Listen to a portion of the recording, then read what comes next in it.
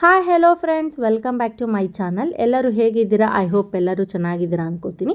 And ನನ್ನ ಇವತ್ತಿನ ಈ ಬ್ಲಾಗಲ್ಲಿ ನಿಮಗೆಲ್ಲ ಒಂದು ಮಿಕ್ಕಿರೋ ಒಂದು ರೈಸಲ್ಲಿ ಅನ್ನದಲ್ಲಿ ಯಾವ ಒಂದು ಬ್ರೇಕ್ಫಾಸ್ಟ್ ರೆಸಿಪಿನ ತುಂಬ ಕ್ವಿಕ್ಕಾಗಿ ಆ್ಯಂಡ್ ಈಸಿಯಾಗಿ ಮಾಡ್ಬೋದು ಅನ್ನೋ ಒಂದು ರೆಸಿಪಿನ ನಾನು ಶೇರ್ ಮಾಡ್ತಾಯಿದ್ದೀನಿ. ಇಲ್ಲಿ ನಾನು ರಾತ್ರಿ ಯೂಶ್ವಲಿ ನಾವು ಅನ್ನ ಮಾಡಿದಾಗ ಕೆಲವೊಂದು ಸತಿ ಹೆಚ್ಚಿಗೆ ಉಳಿದ್ಬಿಟ್ಟಿರುತ್ತೆ. ಆ ಅನ್ನ ನಾವು ಈಗ ಸಮ್ಮರ್ ಆಗಿರೋದ್ರಿಂದ ಅದನ್ನು ತುಂಬ ಹೊತ್ತು ಇಟ್ಟರೆ ಇರೋದಿಲ್ಲ, ಅಳಿಸ್ದಂಗೆ ಆಗಿಬಿಡುತ್ತೆ, ಸ್ಮೆಲ್ ಬಂದುಬಿಡುತ್ತೆ. ಅದಕ್ಕೆ ನಾವು ಅದನ್ನು ಯೂಸ್ ಮಾಡಿಕೊಂಡು ಬೆಳಗ್ಗೆ ಬ್ರೇಕ್ಫಾಸ್ಟಿಗೆ ನಾವು ಅದನ್ನು ಮಾಡ್ಕೋಬೋದು. ಇಲ್ಲಿ ನಾನು ಏನು ರಾತ್ರಿ ಮಿಕ್ಕಿತ್ತಲ್ಲ ಅನ್ನನ ಹಾಕ್ಕೊಂಡು ಚೆನ್ನಾಗಿ ಒಂದು ಸ್ಮ್ಯಾಶರಲ್ಲಿ ಅದನ್ನು ಸ್ಮ್ಯಾಶ್ ಮಾಡ್ಕೊಂಡಿದ್ದೀನಿ.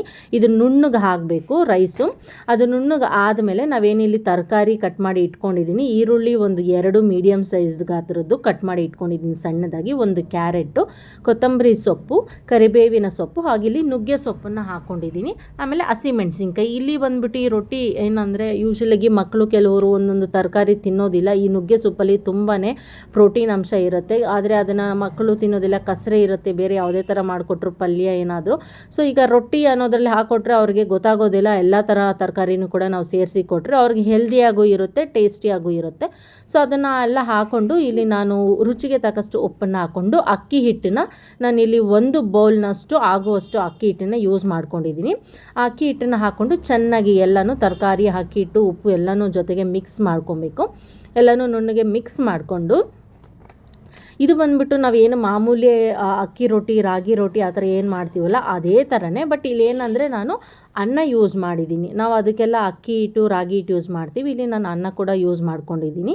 ಯಾಕಂದರೆ ಈಗ ನಾನು ಆಗಲೇ ಹೇಳ್ದಂಗೆ ಕೆಲವೊಂದು ಸತಿ ರಾತ್ರಿ ಹೊತ್ತು ಜಾಸ್ತಿ ಮಾಡಿಬಿಟ್ಟಿರ್ತೀವಿ, ಬೆಳಗ್ಗೆ ಹೊತ್ತು ಅದನ್ನು ಫ್ರಿಜ್ಜಲ್ಲಿ ಎತ್ತಿಟ್ಕೊಂಡು ಮತ್ತೆ ಮಧ್ಯಾಹ್ನ ತಿನ್ನೋದಕ್ಕೆ ಆಗೋದಿಲ್ಲ. ಅದು ಈ ಸಮ್ಮರ್ ಇರೋದ್ರಿಂದ ಇರೋದೂ ಇಲ್ಲ, ಬೇಗ ಅದು ಬಿಸಿಲಿಗೆ ಅಳಿಸ್ದಂಗೆ ಆಗಿಬಿಡುತ್ತೆ. ಸೊ ಈ ಥರ ವೇಸ್ಟ್ ಮಾಡದೆ ನಾವು ಈ ಒಂದು ಬೆಳಗ್ಗೆ ಹೊತ್ತು ತುಂಬಾ ಫಾಸ್ಟಾಗಿ ಆಗುತ್ತೆ. ಏನಿಲ್ಲ ಅಂದರೂ ಒಂದು 10 ಮಿನಿಟ್ಸಲ್ಲಿ ಬ್ರೇಕ್ಫಾಸ್ಟ್ನ ನಾವು ರೆಡಿ ಮಾಡ್ಕೋಬೋದು. ಸೊ ಅದನ್ನೆಲ್ಲ ಚೆನ್ನಾಗಿ ಮಿಕ್ಸ್ ಮಾಡಿಕೊಂಡು ನಾನಿಲ್ಲಿ ಅರಶಿನ ಹಾಕ್ಕೊಳ್ತಾ ಇದ್ದೀನಿ. ಸೊ ಅರಶಿನ ಹಾಕ್ಕೊಂಡು ಚೆನ್ನಾಗಿ ಮಿಕ್ಸ್ ಮಾಡಿಕೊಂಡು ಇಲ್ಲಿ ನೋಡ್ಬೋದು ನಾನು 1 ಬೌಲ್ ತೊಗೊಂಡಿದ್ದೀನಿ, ಅದರಲ್ಲಿ ಜಸ್ಟ್ 1/4 ಬೌಲ್ನಷ್ಟೇ ನೀರನ್ನ ನಾನಿಲ್ಲಿ ಹಾಕ್ಕೊಂಡಿದ್ದೀನಿ. ನೋಡಿ ಈ ಒಂದು ಹದದಲ್ಲಿ ಉಂಡೆ ಕಟ್ಟೋದಕ್ಕೆ ನಮಗೆ ಆಗಬೇಕು ರೊಟ್ಟಿ, ಯಾಕಂದರೆ ತಟ್ಟುವಾಗ ಕಿತ್ತೋಗಬಾರ್ದು, ತುಂಬ ತೆಳುಗಾಗಿಬಿಟ್ರೆ. ಆ ಉಂಡೆ ಕಟ್ಟೋ ಹದದಲ್ಲಿ ಮಾಡಿಕೊಂಡು ನಾವು ಎಣ್ಣೆನ ನಾನಿಲ್ಲಿ ಒಂದು 4 ಸ್ಪೂನಷ್ಟು ಎಣ್ಣೆನ ಹಾಕ್ಕೊಳ್ತಾ ಇದ್ದೀನಿ.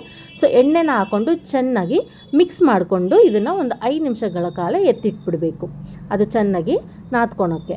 ಸೊ ಫ್ರೆಂಡ್ಸ್, ಇನ್ನೊಂದು ಏನಂದರೆ ಈಗ ನಾನು ಏನೇನೋ ಒಂದು ರೆಸಿಪಿಗಳನ್ನ ಶೇರ್ ಮಾಡ್ತಾಯಿದ್ದೀನಿ, ನಿಮಗೆಲ್ಲ ಅದರಿಂದ ಇಷ್ಟ ಆಗ್ತಿದೆಯಾ ಅಥವಾ ಬೇರೆ ಇನ್ನೂ ಯಾವ ಥರ ಆದರೂ ನಿಮಗೆ ರೆಸಿಪೀಸ್ ಬೇಕಾ ಅನ್ನೋ ಒಂದು ನನಗೆ ಬೇಕಾದರೆ ನನ್ನ ಕಮೆಂಟಲ್ಲಿ ನೀವು ತಿಳಿಸ್ಕೊಟ್ರೆ ನಂಗೆ ತುಂಬಾ ಯೂಸ್ ಆಗುತ್ತೆ. ಆ್ಯಂಡ್ ನನ್ನ ಚಾನಲ್ನ ಇನ್ನೂ ಯಾರ್ಯಾರು ಸಬ್ಸ್ಕ್ರೈಬ್ ಮಾಡದೆ ನೋಡ್ತಾ ಇದ್ದೀರೋ ಅವರೆಲ್ಲ ಸಬ್ಸ್ಕ್ರೈಬ್ ಮಾಡ್ಕೊಳ್ಳಿ. ಹಾಗೂ ನೋಟಿಫಿಕೇಷನ್ ಬಟನ್ನು ಕೂಡ ನೀವು ಪ್ರೆಸ್ ಮಾಡಿಕೊಂಡ್ರೆ ನನ್ನ ಯಾವುದೇ ಒಂದು ಹೊಸ ವಿಡಿಯೋ ಹಾಕಿದಾಗ ನಿಮಗೆ ಒಂದು ನೋಟಿಫಿಕೇಷನ್ ಮೆಸೇಜ್ ಬರುತ್ತೆ, ಅದರಿಂದ ನಿಮಗೆ ಯೂಸ್ಫುಲ್ ಆಗುತ್ತೆ ನೀವು ವಿಡಿಯೋನ ನೋಡೋದಕ್ಕೆ. ಸೊ ಈಗ ನಾನು ಒಂದು 5 ನಿಮಿಷ ಎತ್ತಿಟ್ಟಿದ್ದೀನಲ್ವಾ, ಸೊ ಅದನ್ನು ನೋಡಿ ಈಗ ನಾನು ಒಂದು ಏನು ಪೇಪರ್ ಇರುತ್ತಲ್ಲ, ರೊಟ್ಟಿ ತಟ್ಟೋ ಒಂದು ಪೇಪರು, ನಾನಿಲ್ಲಿ ಎಣ್ಣೆ ಯೂಶ್ವಲಿ ಹಾಕ್ತೀವಲ್ಲ ಆ ಒಂದು ಪೇಪರ್ ಇರುತ್ತಲ್ಲ ಅದ್ರ ಮೇಲೆ ಎಣ್ಣೆ ಹಾಕ್ಕೊಂಡು ನಾವು ರೊಟ್ಟಿ ಹದದಲ್ಲಿ ತುಂಬ ತೆಳ್ಳಗಲ್ಲದೆ ತುಂಬ ಮಂದಕ್ಕೂ ಅಲ್ಲದೆ ಅದನ್ನು ನಾವು ತಟ್ಕೊಂಡು ಇದನ್ನು ಬೇಯಿಸ್ಕೋಬೇಕು. ಇದು ಬಟ್ ಏನಂದರೆ ಎಷ್ಟು ಸಾಫ್ಟಾಗಿರುತ್ತೆ ಅಂದರೆ ತುಂಬಾ ಚೆನ್ನಾಗಿರುತ್ತೆ, ಒಳ್ಳೆ ಬಾಯಲ್ಲಿಟ್ಟರೆ ಕರ್ಗೋಗುತ್ತೆ, ಅಷ್ಟು ಸ್ಮೂತಾಗಿ ಇರುತ್ತೆ. ಆ್ಯಂಡ್ ಇದು ಬಂದುಬಿಟ್ಟು ನಾನು ವಿಡಿಯೋದು ಕ್ಯಾಮ್ರಾನ ನಾನು ರೈಟ್ ಸೈಡ್ ಇಟ್ಕೊಂಡ್ಬಿಟ್ಟಿದ್ದೆ, ಅದು ಸ್ವಲ್ಪ ಉಲ್ಟಾ ಕಾಣಿಸ್ತಾ ಇದೆ, ಲೆಫ್ಟಲ್ಲಿ ಮಾಡ್ತಾ ಇರೋ ಥರ ಕಾಣಿಸ್ತಾ ಇದೆ. ಬಟ್ ಇದು ನಾನು ರೈಟ್ ಸೈಡೇ ಮಾಡ್ತಾ ಇರೋದು, ಕ್ಯಾಮ್ರಾ ನಾನು ಆ ಸೈಡ್ ಇಟ್ಟಿರೋದಕ್ಕೆ ಆ ಥರ ಕಾಣಿಸ್ತಾ ಇದೆ. ನಾವು ಅದನ್ನು ಒಂದು ಕ್ರಿಸ್ಪಿ ರೀತಿಯಲ್ಲಿ ಬೇಯಿಸ್ಕೋಬೇಕು. ನಾನು ಆಗಲೇ ಹೇಳಿದಾಗೆ ಇದು ತುಂಬಾ ಸಾಫ್ಟಾಗಿರುತ್ತೆ ತಿನ್ನೋದಕ್ಕೆ. ಇದ್ರ ಜೊತೆಗೆ ಒಂದು ನಾವು ಚಟ್ನಿ ಏನು ಮಾಡ್ತೀವಲ್ಲ ಅದು ಕಾಂಬಿನೇಷನ್ ಚೆನ್ನಾಗಿರುತ್ತೆ. ಕೆಂಪು ಚಟ್ನಿ ಅಥವಾ ಖಾರ ಚಟ್ನಿ ಅಥವಾ ಕಡಲೆಕಾಯಿ ಚಟ್ನಿ, ಈ ಥರ ಯಾವುದೇ ಥರ ಒಂದು ಚಟ್ನಿಯನ್ನು ನಾವು ಕಾಂಬಿನೇಷನ್ ಆಗಿ ಇದಕ್ಕೆ ಯೂಸ್ ಮಾಡ್ಕೋಬೋದು. ಆ್ಯಂಡ್ ತುಂಬಾ ಕ್ವಿಕ್ಕಾಗಿ ಆಗುತ್ತೆ ಇದು. ಈಗ ನಾವೇನಾದರೂ ಬೆಳಗ್ಗೆ ಸಮ್ಟೈಮ್ಸ್ ಲೇಟಾಗಿ ಎದ್ದು ಬಿಡ್ತೀವಲ್ಲ, ಆ ಟೈಮಲ್ಲಿ ಈ ಥರ ರೈಸ್ ಮಿಕ್ಕಿರೋ ಟೈಮಲ್ಲಿ ಎಲ್ಲನೂ ನಾವು ಮಾಡ್ಕೋಬೋದು. ಸೊ ನೋಡಿದ್ರಲ್ಲ, ನನ್ನ ಈ ಒಂದು ರೆಸಿಪಿ ನಿಮ್ಗೆ ಇಷ್ಟ ಆಗಿದೆ ಅನ್ಕೋತೀನಿ. ಹಾಗಾದರೆ ಒಂದು ಲೈಕ್ನ ಕೊಡಿ, ಹಾಗೂ ನನ್ನ ಚಾನಲ್ನ ಸಬ್ಸ್ಕ್ರೈಬ್ ಮಾಡ್ಕೊಳ್ಳಿ, ನೋಟಿಫಿಕೇಷನ್ ಬಟನ್ನು ಕೂಡ ಕ್ಲಿಕ್ ಮಾಡ್ಕೊಳ್ಳಿ, ಹಾಗೂ ನನ್ನ ಫೇಸ್ಬುಕ್ ಪೇಜ್ನು ಕೂಡ ಫಾಲೋ ಮಾಡಿ. ಸೊ ನನ್ನ ಮುಂದಿನ ಬ್ಲಾಗಲ್ಲಿ ಮತ್ತೆ ಸಿಗ್ತೀನಿ. ಅಲ್ಲಿವರೆಗೂ ಬಾಯ್ boy and thanks for watching.